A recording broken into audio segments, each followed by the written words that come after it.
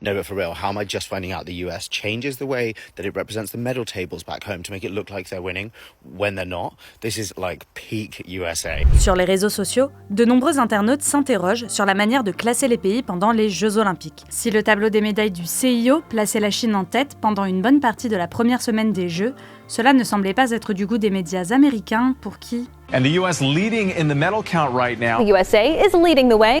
Alors les médias américains étaient-ils en train de répandre la plus grosse fake news du moment ? Eh bien, pas vraiment.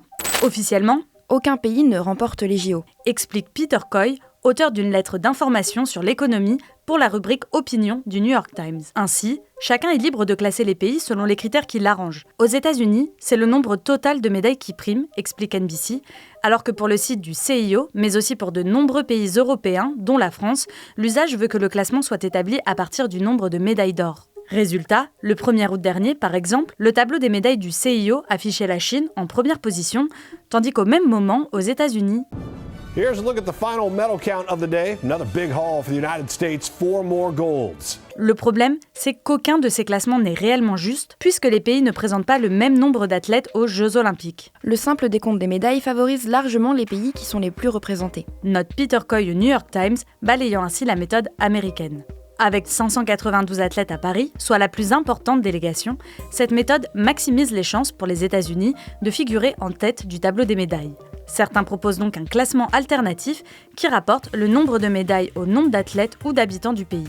Mais là encore, ça avantagerait les petits pays qui repartent avec 1 ou 2 médailles, voire une poignée parfois, sur un coup de chance. Explique Peter Coy. En juillet dernier, 2 chercheurs ont publié dans le Journal of Sport Analytics une méthode assez complexe qui consiste en un calcul entre la probabilité d'un pays d'obtenir un certain nombre de médailles et le nombre de médailles finalement remportées. Ce système classait le 8 août l'Australie en tête du tableau des médailles, devant la France, le Royaume-Uni, puis enfin les États-Unis.